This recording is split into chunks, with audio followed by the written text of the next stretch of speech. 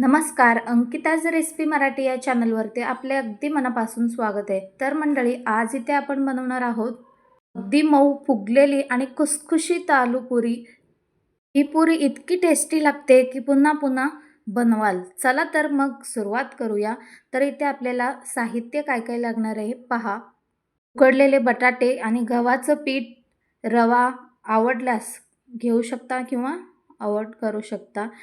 आणि लाल तिखट, हळद, आवडत असल्यास कोथिंबीर, जिरे, ओवा पण घ्यायचा आहे आपल्याला. तळण्यासाठी तेल लागणार आहे, चवीनुसार मीठ, लाल तिखट हे लागणार आहे.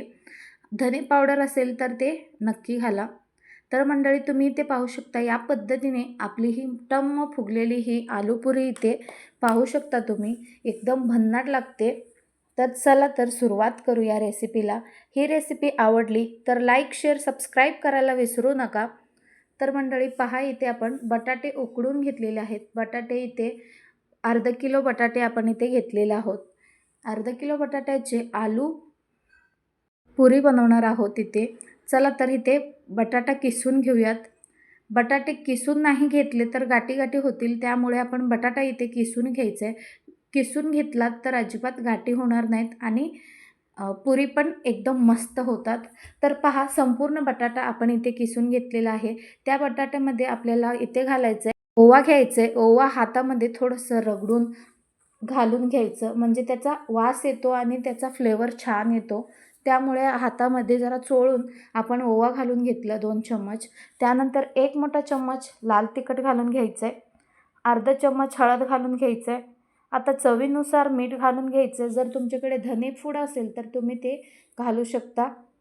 धने पावडर तुम्ही यामध्ये घालू शकता. तर इथे आपल्याकडे अवेलेबल नाही, तर इथे मीठ घालून घेतलं. 1 चम्मच मीठ घालून घेतलं.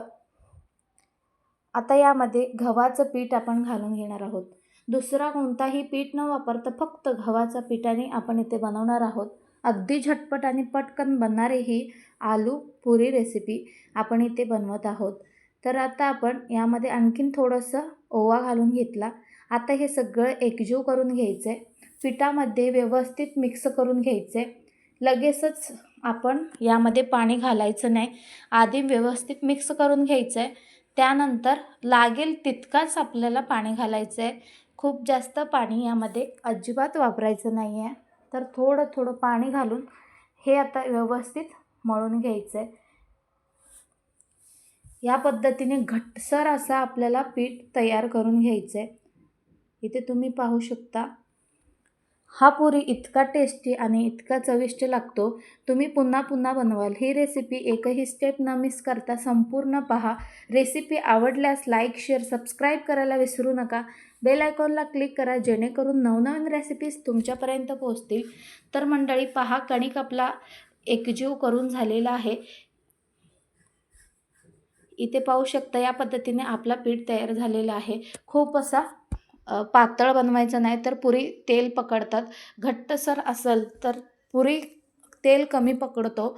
तर थोडासा तेल घालून आपण पुन्हा व्यवस्थित मिक्स करून घ्यायचं आहे आणि पिठाला 5 ते 10 मिनटासाठी आपण रेस्टसाठी ठेवून घ्यायचं आहे.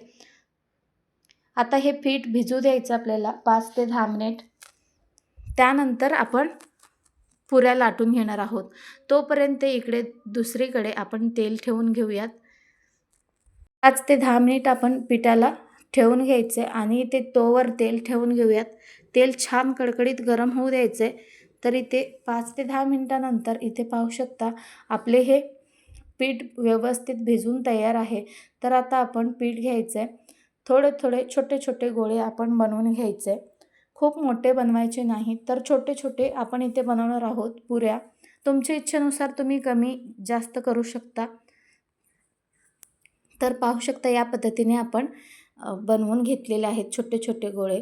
आता आपण हे गोळे लाटून घ्यायचेत. थोडंसं पिठामध्ये डुबवलेलं आहे मी. जर तुम्हाला नको असेल तर तुम्ही तेलाचा वापर करू शकता. तर मी ते पिठाचा वापर करून पटपट लाटली जातात, तर पिठाचा वापर केलेला आहे. असे छोटे छोटे 3-4 आपण इथे पुऱ्या लाटून घेणार आहोत. इथे पाहू शकता अगदी सहज लाटले जातात, त्यामुळे थोडंसं आपण पीठ लावून घेतलेलं आहे. याच पद्धतीने आणखीन 2 पुऱ्या आपण करून घेणार आहोत. ही पुरी अगदी मऊ आणि फुगलेली खुसखुशीत अशी पुरी तयार होते. सर्वप्रथम आपल्याला उकडलेले बटाटे मॅश करून त्यात गव्हाचे पीठ, मसाले घालून व्यवस्थित मळून घ्यायचे आहे. त्यानंतर अशा पुऱ्या लाटून घ्यायचे आहेत. इथे तुम्ही पाहू शकता 4 आपण इथे पुरी लाटून घेतलेल्या आहेत. खूप जास्त जाडही आपण बनवून घेतलेलं नाही. तेल गरम झालं आहे का आपण इथे पाहायचं आहे. तर थोडंसं कणिक यामध्ये घालून पाहिलेलं आहे. तर तेल इथे आपला गरम झालेलं आहे. आता आपण पुरी यामध्ये सोडूयात. तर पहा, गरम गरम तेलामध्ये खूप जास्त गरम होऊ द्यायचं नाही, नाहीतर पुरी जळून जाईल. तर इथे पहा, या पद्धतीने आपली इथे पुरी एक साईडला तळते. तर वरून थोडंसं तेल घालून घ्यायचं, म्हणजे आपली ही पुरी मस्त फुगते. तर आता आपण पलटून घेतलं. पाहू शकता इथे मंडळी, मस्त असा आपला पुरी इथे तयार झालेला आहे. आता ही पुरी काढून घेऊयात. पहा, टम्म असा फुगलेला आहे. एकदम टेस्टी आणि एकदम भन्नाट असा लागतो. नाश्त्यासाठी एकदम उत्तम आहे हा पुरी. याच्यासोबत बटाट्याची आमटी किंवा चटणी, सॉस काहीही चालतो. एकदम भन्नाट लागतो. लोणच्यासोबत देखील हे तुम्ही खाऊ शकता. तर आणखीन एक पुरी इथे आपण तळून घेऊयात. आणखीन असे 2-3 पुऱ्या आपण इथे तळून घेणार आहोत. पहा, हा ही पुरी एकदम मस्त टम्म असा फुगलेला आहे. एकदम मऊ आणि खुसखुशीत अशी पुरी होतात. मस्त असा कलर आलेला आहे. दोन्हीही बाजूने आपण व्यवस्थित तळून घेतलेला आहे. आता आपण एका प्लेटमध्ये काढून घेऊयात. अशाच आणखीन 2 पुऱ्या बनवून घेणार आहोत. व्हिडिओ खूपच मोठा होईल, त्यामुळे इथे 4 पुऱ्या आपण इथे तळून दाखवलेल्या आहेत. अगदी मस्त टम्म फुगलेल्या पुऱ्या इथे आपल्या तयार झालेल्या आहेत. तर मंडळी, तुम्हाला ही रेसिपी कशी वाटली नक्कीच कमेंटमध्ये कळवा. अशाच नवनवीन रेसिपीसाठी लाईक, शेअर, सबस्क्राईब करायला विसरू नका. ही रेसिपी तुम्ही कोणत्या राज्यातून, जिल्ह्यातून पाहताय नक्की तेही कमेंट करून कळवा. मंडळी, ही आलूपुरी रेसिपी शेवटपर्यंत पाहिल्याबद्दल खूप खूप धन्यवाद. ही पुरी कोणत्याही भाजीसोबत अप्रतिम लागते. गरमागरम सर्व करून घ्यायचा. व्हिडिओ आवडला असेल तर लाईक, शेअर, सबस्क्राईब करा. अशाच चविष्ट रेसिपी पाहण्यासाठी बेल आयकॉन क्लिक करा.